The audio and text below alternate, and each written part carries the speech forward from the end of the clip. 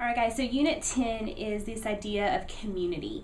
Community is one of those things that really we find Christian community within a church, within a campus ministry, within a strong group of believers.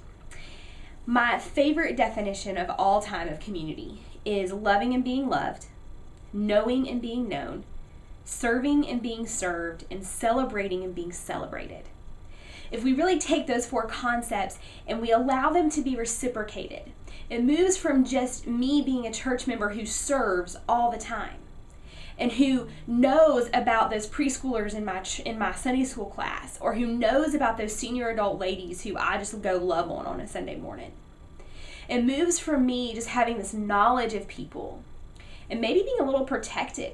It moves from me celebrating other people and being like, yay, look what God's doing in your life, or hey, it's your birthday, or hey, it's an anniversary. It moves from all of those things to letting that be reciprocal. And that I don't just celebrate you, but you celebrate me. I don't just serve you and know you and love you, but you love, serve, and know me. Which honestly makes us more vulnerable. Which makes us have to be willing to talk, to have a conversation, to be known. So community, Christian community, that idea in Acts 2, where the believers were knowing each other, they were celebrating, they were eating together, they were worshiping together.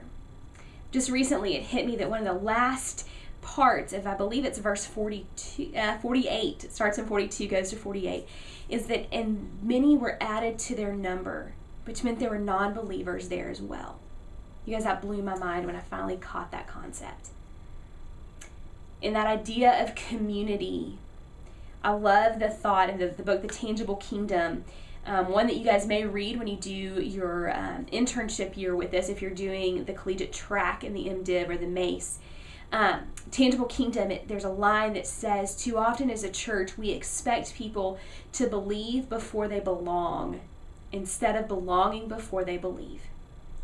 What if someone who is not a believer came and experienced Christian community, loving, knowing, serving, celebrating each other before they ever believed what we believed?